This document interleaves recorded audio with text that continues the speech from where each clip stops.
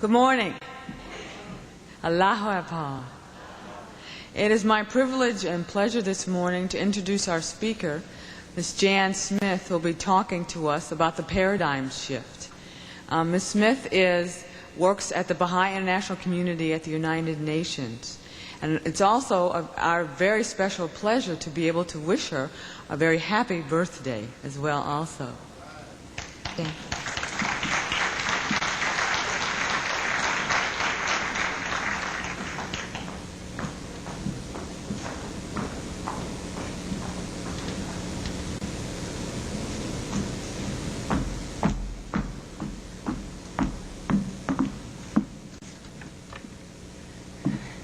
Good morning. What a wonderful, wonderful privilege to be here and be part of this family reunion.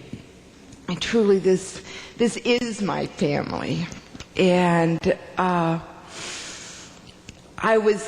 feel particularly privileged to be the kickoff speaker this morning.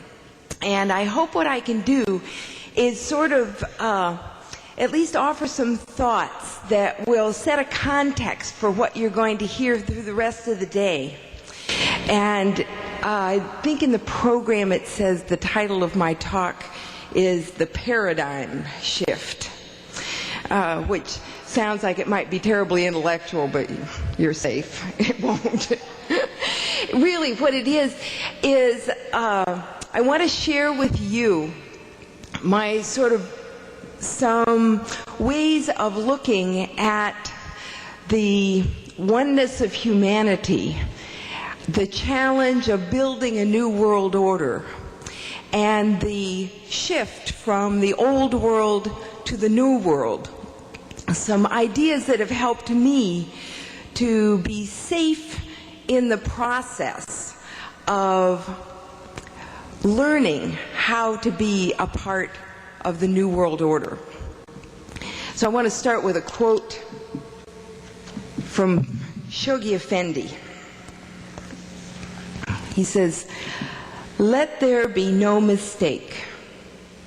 The principle of the oneness of mankind, the pivot round which all the teachings of Baha'u'llah revolve, is no mere outburst of ignorant emotionalism or an expression of vague and pious hope. Its appeal is not to be merely identified with the reawakening of the spirit of brotherhood and goodwill among men, nor does it aim solely at the fostering of harmonious cooperation among individual peoples and nations." And this is the part I want you to really listen to. It says, "Its implications are deeper, its claims greater than any which the prophets of old were allowed to advance. Its message is applicable not only to the individual, but concerns itself primarily with the nature of relationships that must bind all the states and nations as members of one human family. It does not constitute merely the enunciation of an ideal, but stands inseparably associated with an institution adequate to embody its truth. It implies an organic change in the structure of present-day society, a change such as the world has not yet experienced." Okay, so what I want to really talk about is, what is this organic change that the world has not yet experienced? And what are the implications for us, for our community, and for our families?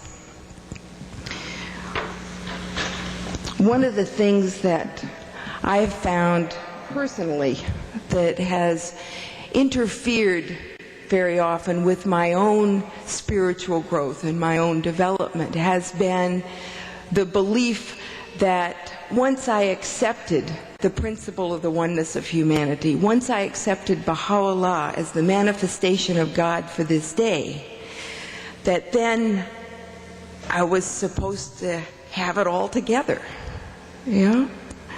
And I find myself sometimes in the embarrassing position that Charlie Brown experienced when he said,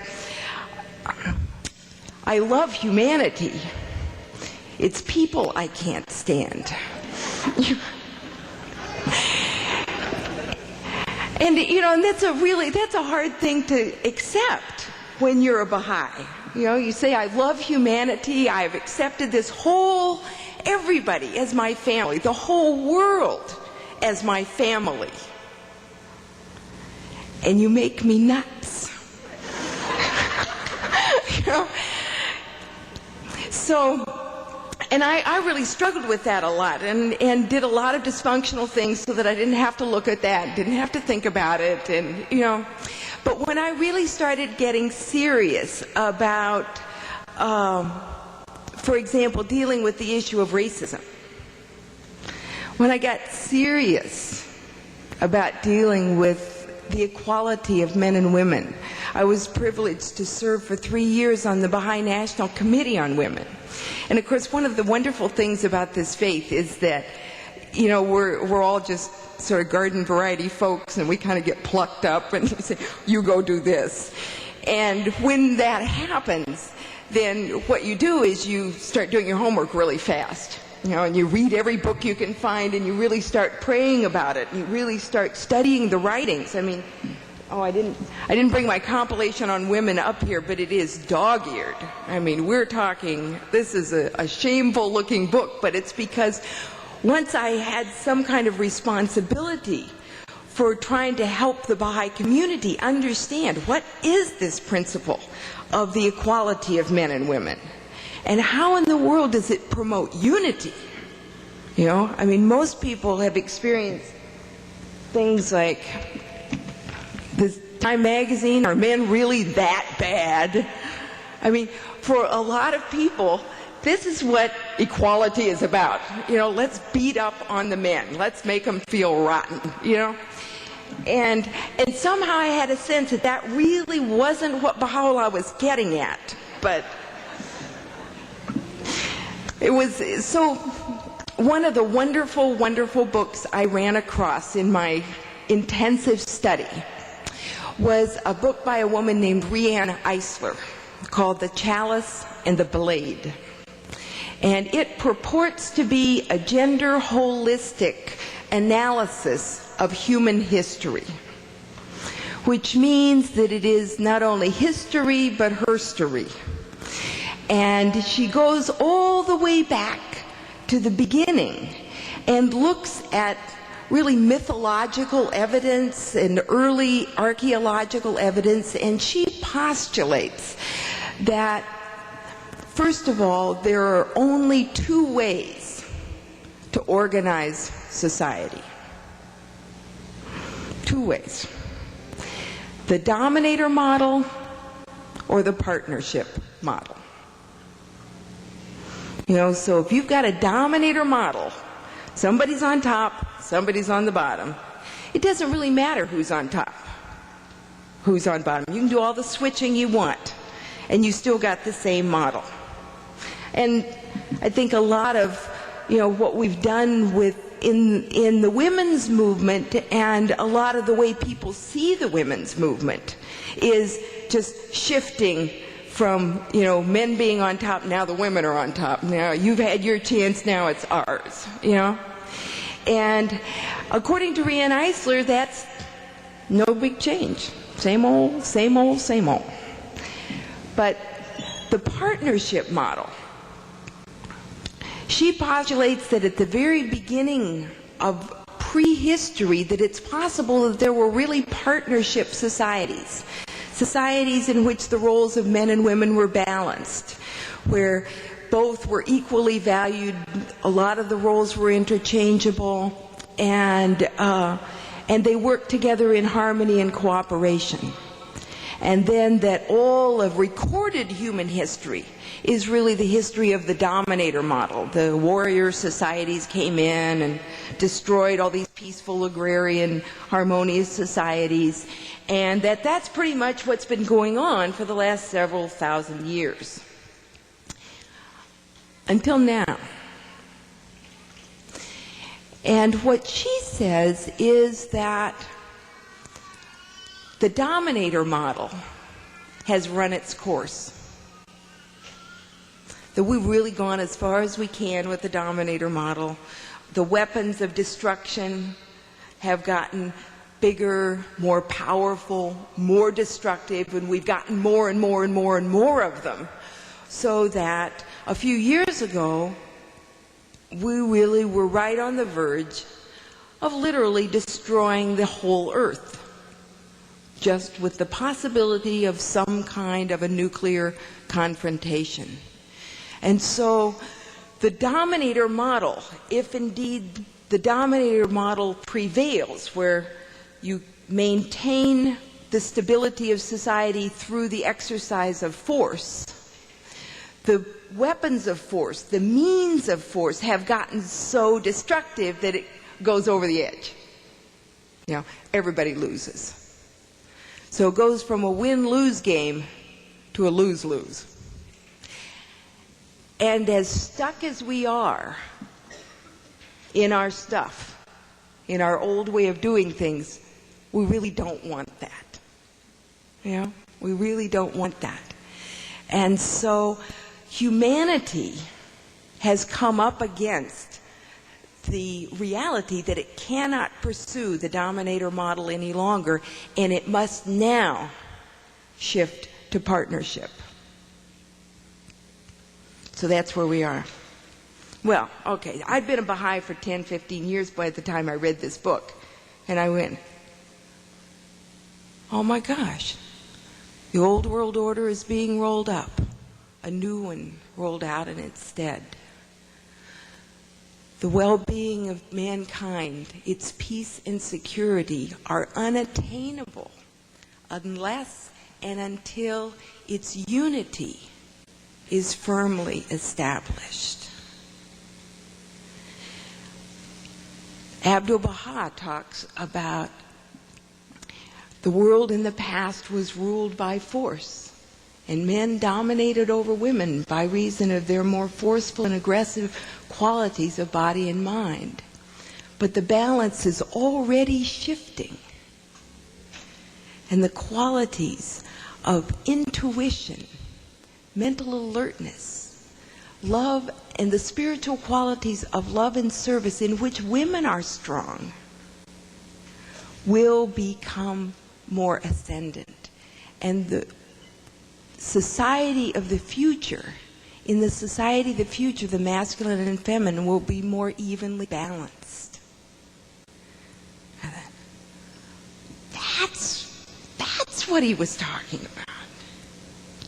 So, for me, I started thinking about and reading more and more about the implications of the shift from a dominator model to a partnership model. And started looking at what that means for me. Because if, in fact, as Charlie Brown, I'm able to say I love humanity and still not be able to get it together to really love each individual, you know, then there's obviously some programming that went on. You know, that dominator model programming is in there. And so my obligation is to sort of flesh it out, get it out there, look at it, and decide if I want to keep it or I want to let it go. You know?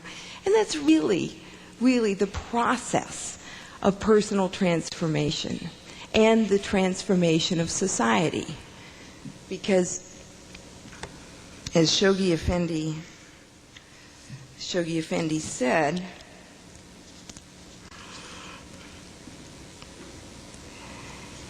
its implications are deeper, its claims greater than any which the prophets of old were allowed to advance. This is new. Okay? There's not a reason in the world to think we should have it figured out yet. And he also says it implies an organic change in the structure of present-day society.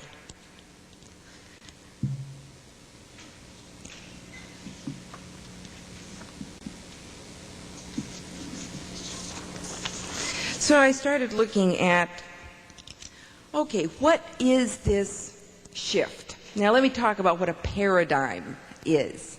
It's a way of viewing things. It's sort of a way of seeing an area or in this case, the whole world. And I'll give you an example of a paradigm shift so you understand what we're talking about, this organic change such as the world has never seen before.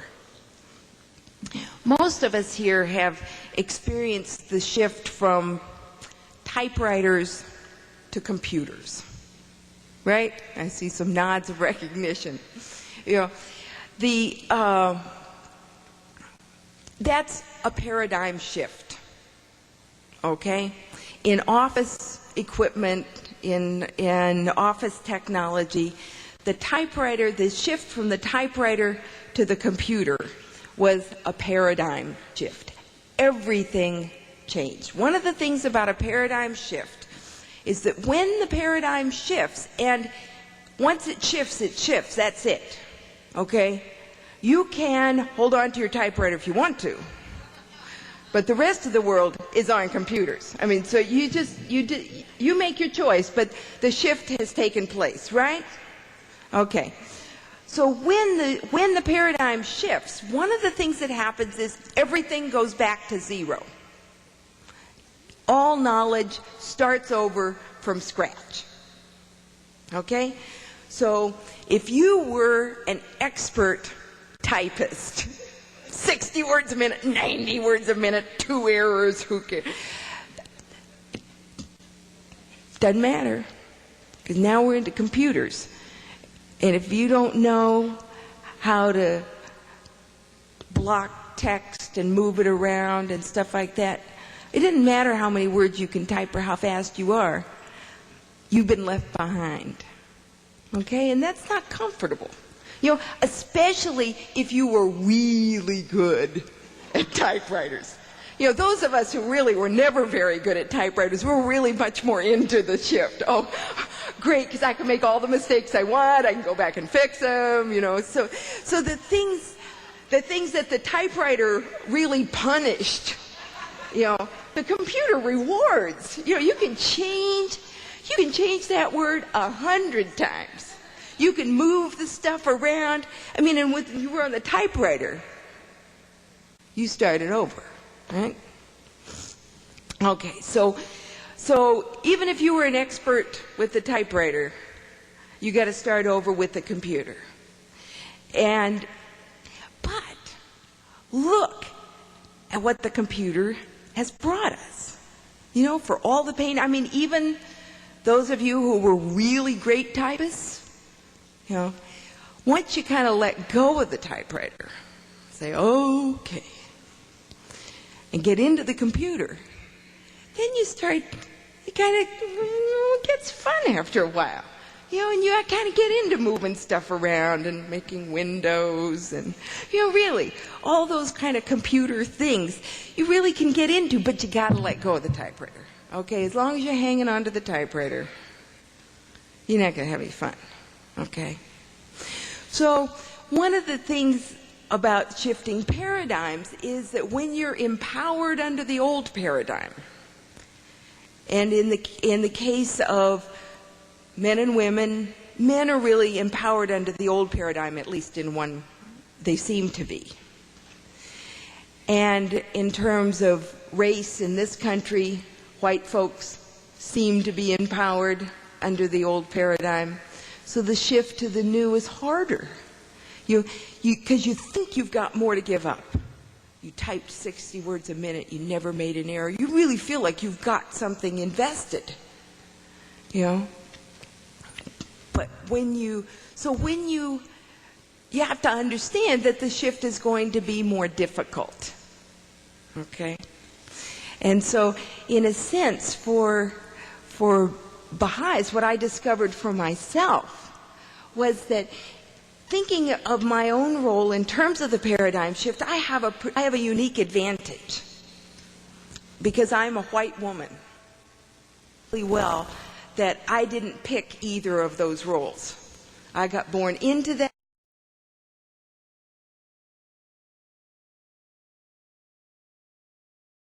Of those roles. I got born into that.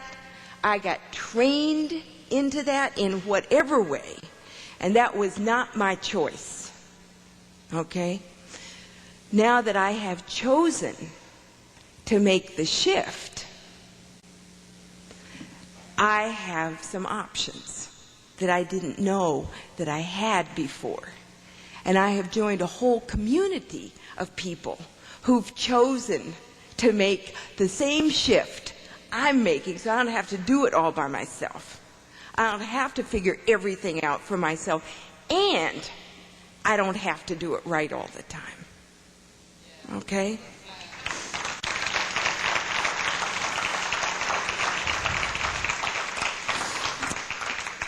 And it's one of the most wonderful things about family.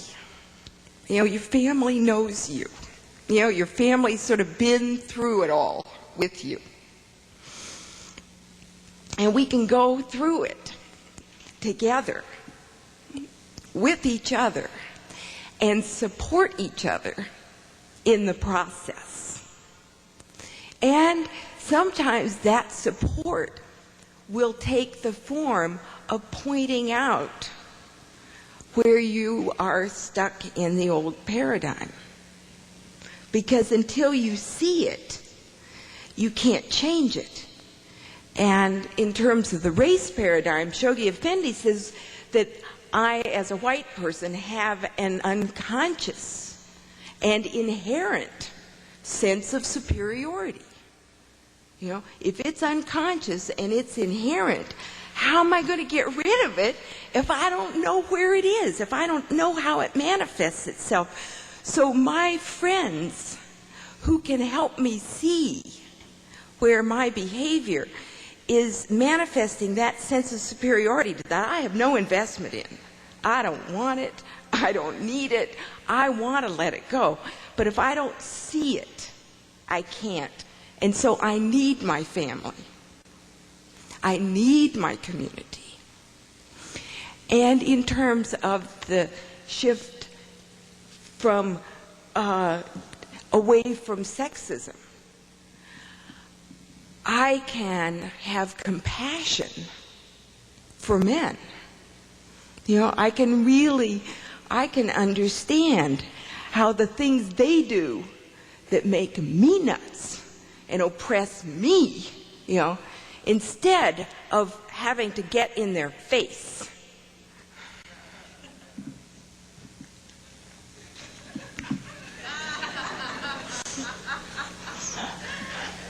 I have the option to remember that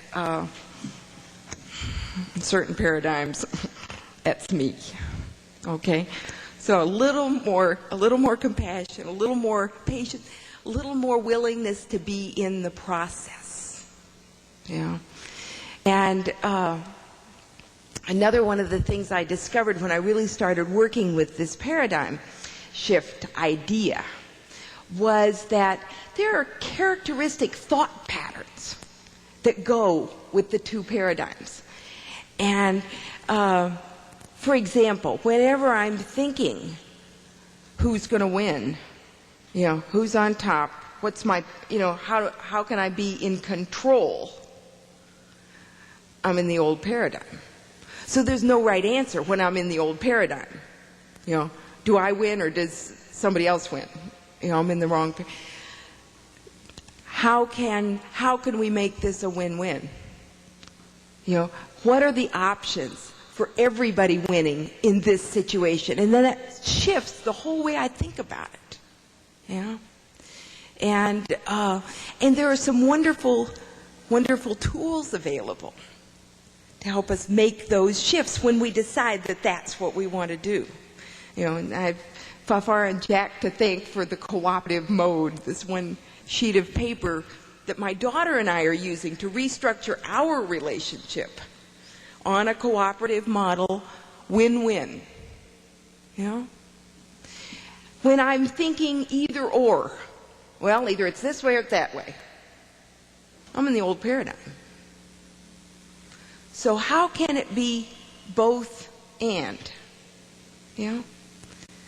How can I think of, because that's really what unity and diversity is about. You know, because either or is either I'm right or you're right. Which is it? You know, maybe we're both wrong, but I doubt that. I mean, really, let's get real, okay? So if I'm thinking about who's right and who's wrong, I'm in the old paradigm. If I'm thinking about why is that person behaving that way? You know, what do they need? What are they looking for? Or, wow, I don't get that. Then I know that I'm moving toward unity and diversity. You know? So those kinds of shifts in my own thought patterns, I can monitor.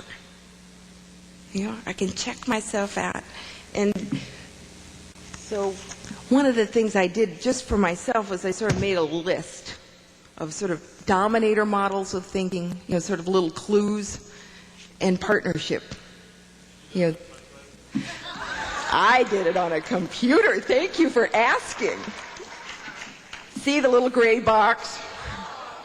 I just learned this year how to make the little gray box.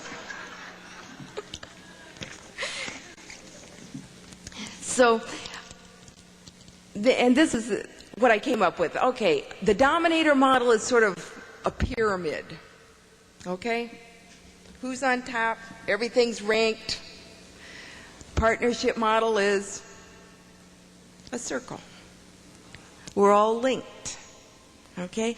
The question really in the dominator model is who's above you and who's below you. Notice when you walk into a room, how automatic it is. Who's above you, who's below you. You know? In the partnership model, it's linking. We're all connected. And when you think about an organic model of unity, the linking is, well, think about the human body. You know, look at the human body as a model of organic unity. It's not about ranking. It's about organizing diversity around a central purpose. So human beings are at the pinnacle of creation in part because we have such great diversity in our bodies organized around a central purpose. So we have a mind, we have a soul, we have a heart, we have kneecaps, we have thumbnails, we have ears. And the question is not which is more important, your ear or your kneecap. You know, it's not which is better, your pancreas or your thyroid. And these are not questions we ask ourselves, right? You know, the question is my pancreas functioning like a pancreas should? I don't want my pancreas aspiring to be a thyroid. Please.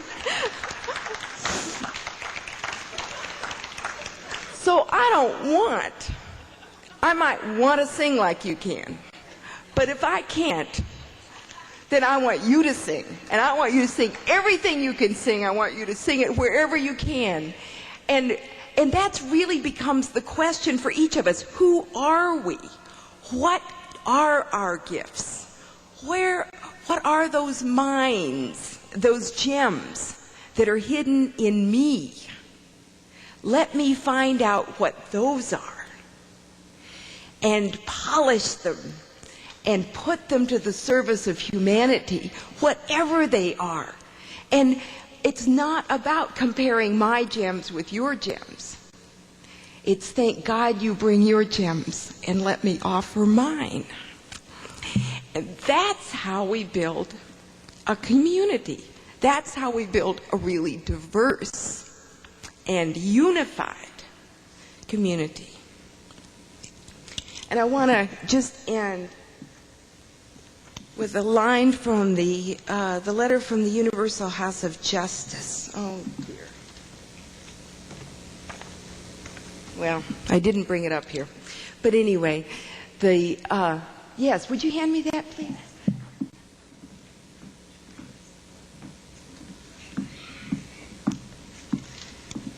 In the most recent Rizwan letter, the Universal House of Justice, oh dear,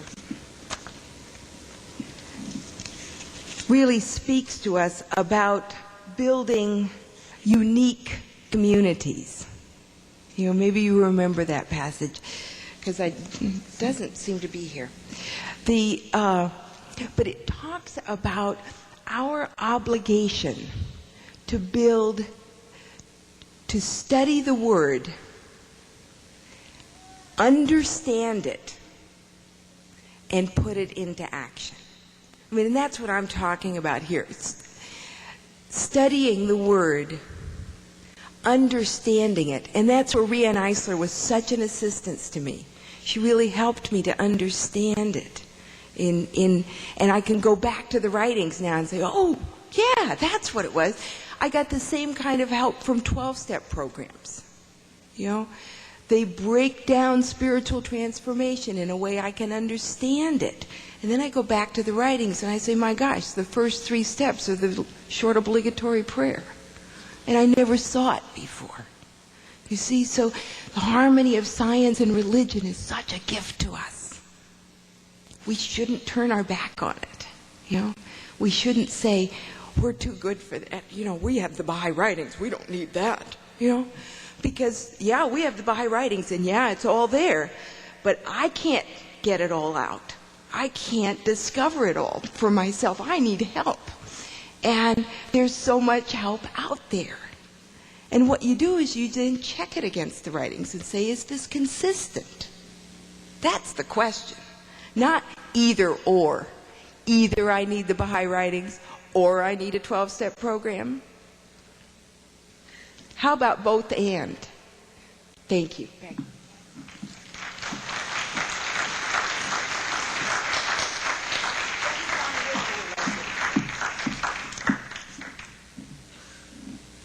Yeah, here. This is the passage.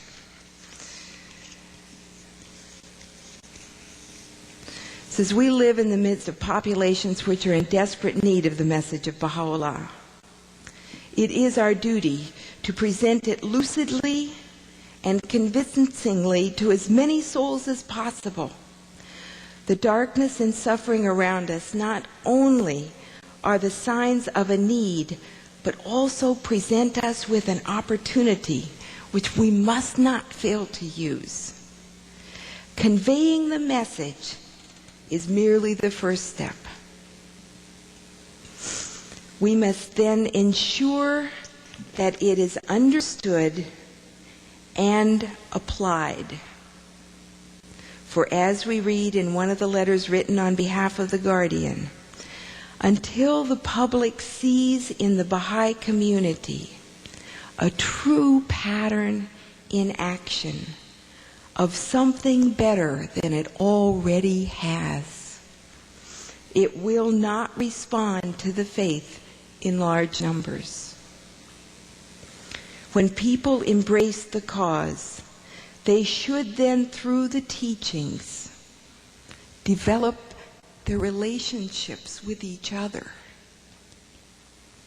and with their fellow citizens to gradually produce a truly Baha'i community, a light and a haven for the bewildered. Thank you very much.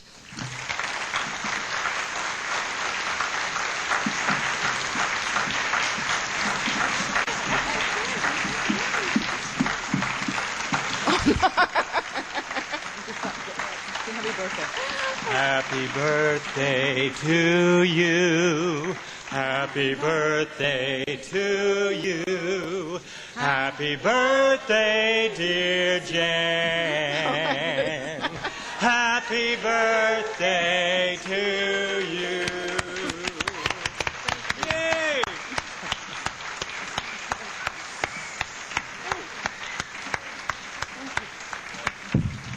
Are you my family or what? Go leave it there. And I'll share. I will. At the break, we're all going to get a 1, 2, 3, 4.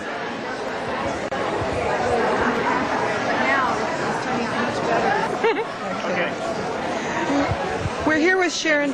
Can you hear? Testing? We're okay? Okay.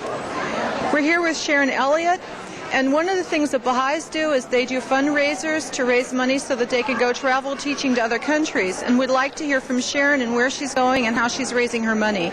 Sharon? Spell your name for us. SharonElliott. Okay. Tell us about your project. Okay, the project that we're working on right now is my daughter and I are going to be accompanying a group of Baha'is from all over the United States who are going to Russia for 2 months this summer. And we're going to spend 3 weeks in Siberia around Lake Baikal, and then we're going to the Ukraine and Moldova. And it's an organized Baha'i traveling teaching group. And the youngest person is 13 and the oldest is about 80. So we have quite a range of people going, males and females. The youth who are on the trip are all involved in different Baha'i youth workshops across the country. Some from Utah, some from Tennessee, and Florida. So those youth are going to be getting together on the trip, practicing their routines together that they have learned individually, much like what they're doing here at the Baha'i Family Reunion. And then they're going to be teaching these things to the youth in Russia and former USSR countries as we travel along. So we think that's going to be a lot of fun and be a good teaching effort also. We've had several fundraisers to go along with this. We had a spaghetti dinner and a youth appreciation award night in Winter Haven, and 3 different assembly areas participated in that. We've had yard sales, and we're going to be having a car wash and things like that. Our latest project, though, was kind of the brainchild of Linda Brown, who lives in Winter Haven. She found these beautiful little perfume bottles at a local drugstore and was commiserating for months over what to put in them. And then one day we were at some Persian Baha'i friends, and we were talking about the attar of rose and things like that. Well, lo and behold, they had a bottle of rose water on the counter, and Linda says, "That's perfect." So between her product idea and my merchandising, we're offering these as kind of a gift of participation for our trip to Russia. So we're asking $10 for a pair of these bottles that are filled with rose water, and the person who purchases them will keep 1 bottle here. Its mate will be going on the trip to Russia with us and be given to an individual or a family that we feel a bond with in Russia, along with the name and address of the person who contributed it, as a gift of love and friendship from across the oceans. So that's what we're doing. So we have several different shapes and colors, and they're quite attractive. And of course the rose water is not real attar of rose, but you know, it has its significance anyway. So that's one of the things that we want to do this weekend, is to try to drum up a little business and help us with our trip. And also we think that this is a gift to the people who purchase this from us, because it helps them to be an active part of our trip, even though they can't go. So we're hoping that that's a service to them also. Thank you. Tell me, what does this trip to Russia mean to you personally, as a Baha'i? I didn't know I was going to react that way.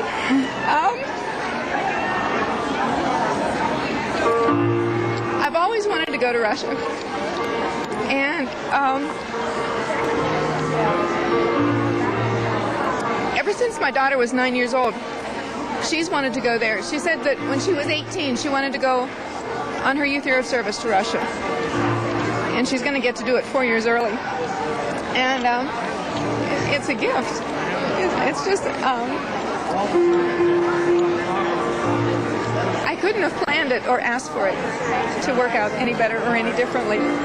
So this is a precious moment from Baha'u'llah to you It is. and your family. Yeah, it is. Well, we wish you luck with your trip. Oh, thank you very much. Thank you.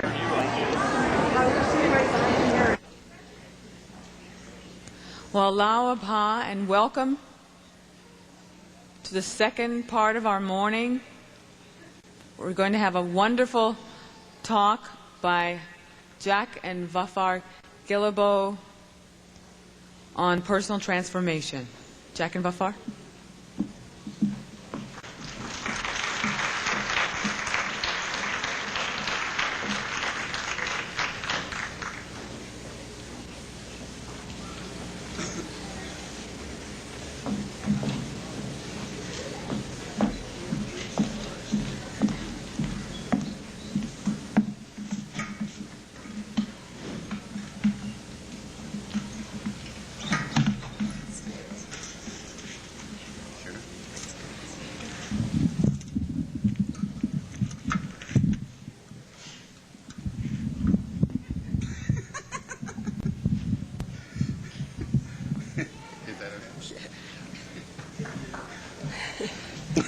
Allah Akbar, friends. Good morning, friends. How are you all? Super. Great. Was I supposed to start? Friends, it's really a delight to be here. And I would like to say personally that the hospitality that I have experienced and am experiencing is really just heartwarming, and it's overflowing. And I really appreciate all that you have offered us, and the warmth, and just having us feel that we're so welcome and so desired to be here. And I want to thank each and every one of you for this invitation to come to the family and be with the family, and it's really great. I'm equally excited and happy to be here. Ever since I got the invitation and the topic that was proposed, I have been so excited. It has been a mounting excitement. So I have been talking to you in my heart and in my mind for a whole month. Friends, you know, as we think about transformation, and for me, it's really exciting just to think about transformation. I'm reminded that transformation in this whole process, for me, is something that we don't know a lot about. You know, we're talking about becoming something. You know, we're talking about moving away from what we are into something that we don't quite know what it is. And we know that we're supposed to do that. However, the Universal House of Justice and our teachings tell us clearly that we will be transformed into something different, that we're talking about being a different kind of people. And to me, that's exciting. As I have lived on planet Earth for the last 50 years, and as I have lived on this planet as a person in a black body and with this really neat, very curly hair and these nostrils that let in lots of air and stuff like that, you know. It should have been just a wonderful experience, because I offer to the human race very much diversity. You know, I really, really do. But somehow that diversity wasn't celebrated as I would like to have been. Somehow it just didn't quite happen that way, and there's been a struggle, actually. So just the prospects, just the notion, just the thought that we are moving towards a time when all of our beauty and all of our diversity and all of our gifts and all of our differences will be celebrated, to me is really very exciting. I guess also I've been carrying around with me for several days this kind of image, and I'd like to share it with you. At home anymore, when I'm kind of channel surfing, looking for things to see on TV, I tell the family, I want to watch the animals. I want to watch the animals. So I just flip, and when I see a tiger or a lion walking around looking for lunch and maybe have half of it in its mouth, I stop there. I want animals, and I'm not quite sure why, but I do. I enjoy that as opposed to much else that's on there. And I remember seeing something once that really struck my heart, and maybe you saw this too. But if you could kind of imagine this, to me this is a kind of an allegory, perhaps, for transformation. I remember seeing this little community of new birds. These were fairly large birds, and they were living on this island somewhere, and there were just hundreds and hundreds and thousands of them. And what had happened is that the birds had come to this place, and they had had their eggs, hatched their eggs out, and they had, nested them and so forth. And then all of these little baby birds were hatched out, and they were all kind of gathered together, and they stayed there on the islands walking around. They just walked around, and they just walked around and waited for Mom and Daddy to bring them something to eat. And they would eat, and they just walk around all day. They just walk around and walk around.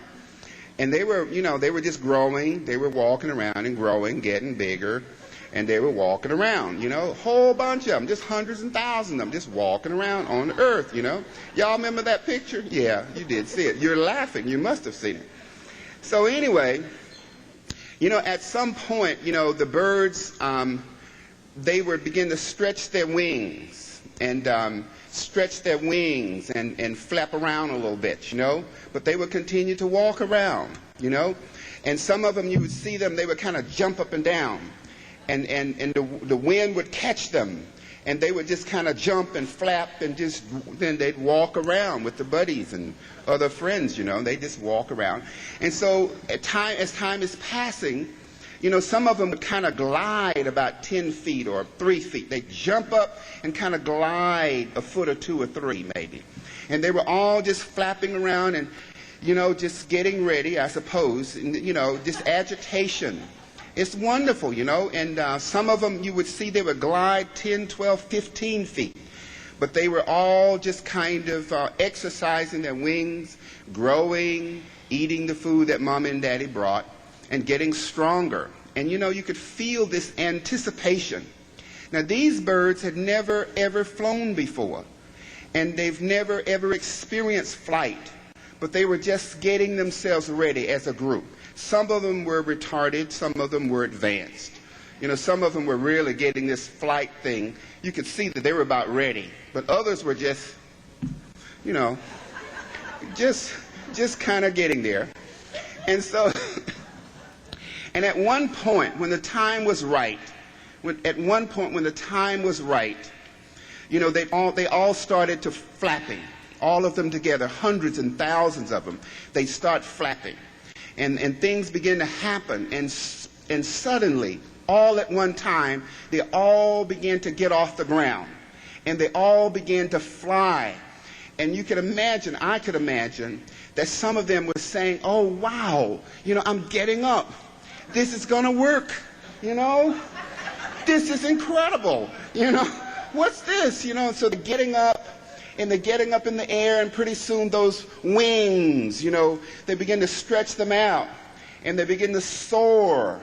And, I could imagine them looking down for the first time looking down there, and exercising those wings and recognizing those feathers on the end, how they could glide and swoop. And to me, as I saw this, I was imagining how wonderful this experience would be for them, because heretofore they could just walk around on the earth. That's all they could do. That's all they knew to do.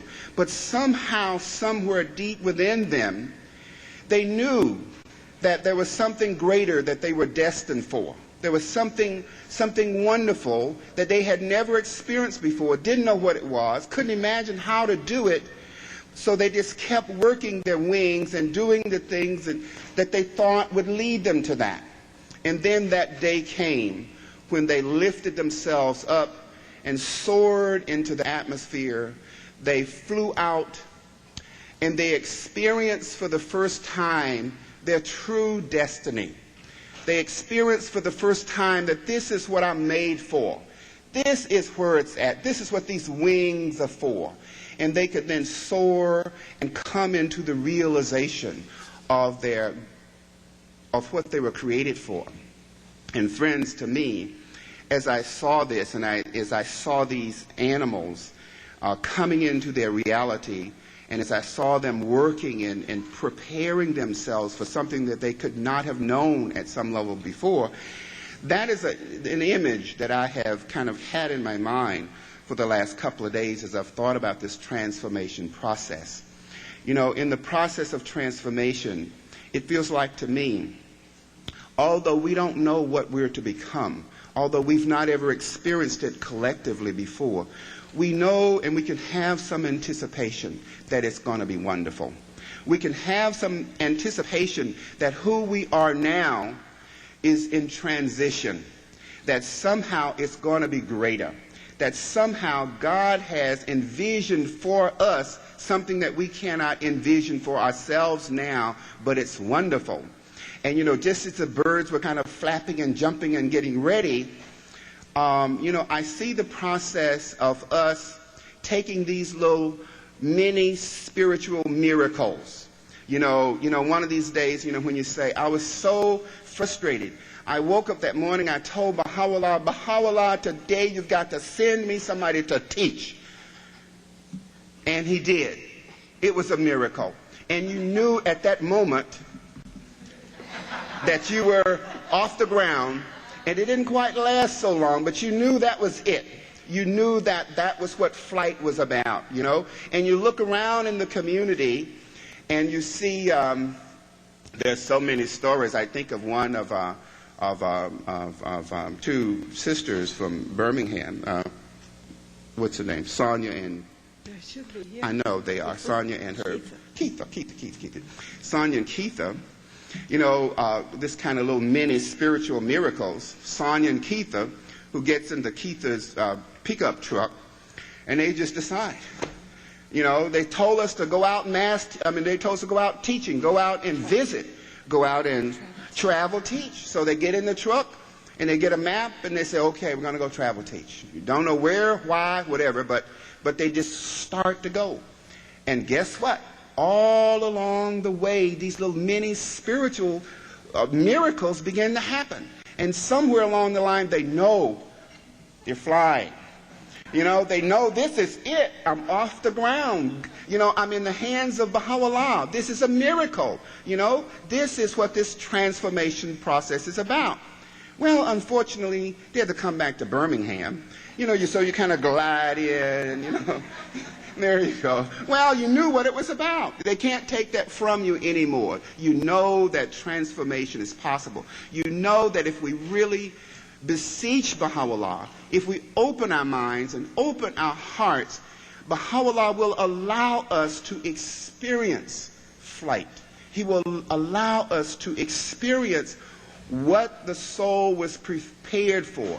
He will allow us to get a glimpse of what the New World Order is about. He will allow us to somehow connect with each other in the Baha'i family and outside of the Baha'i family as a gift to us to know that this thing that he has destined for us is wonderful.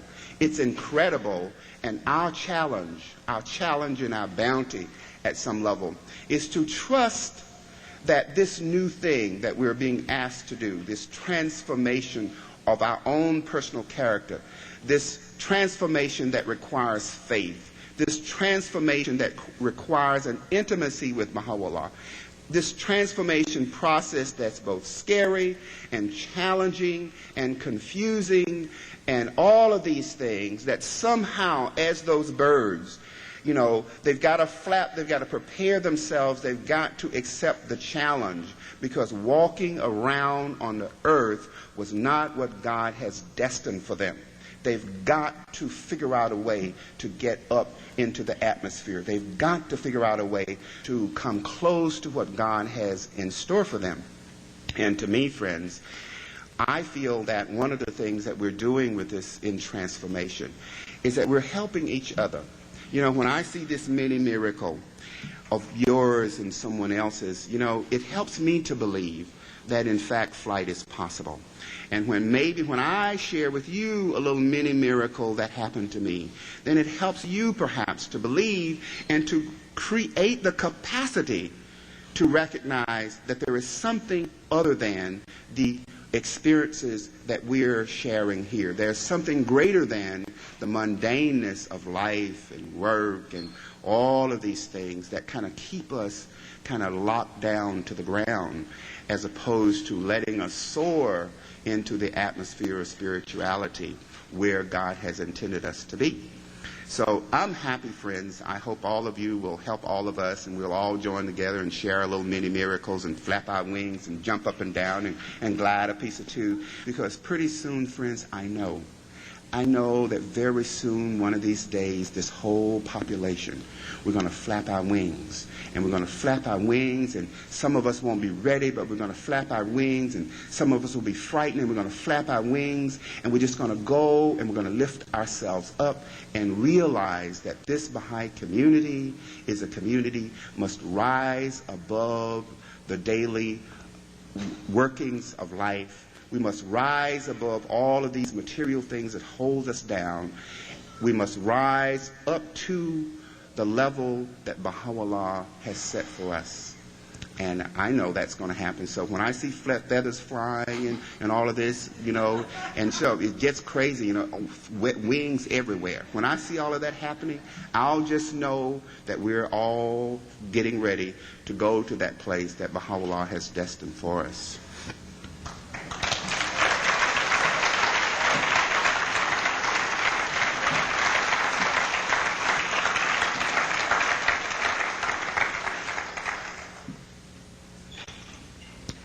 I was very thankful that Jan, you went first also, because she laid a foundation in many significant ways.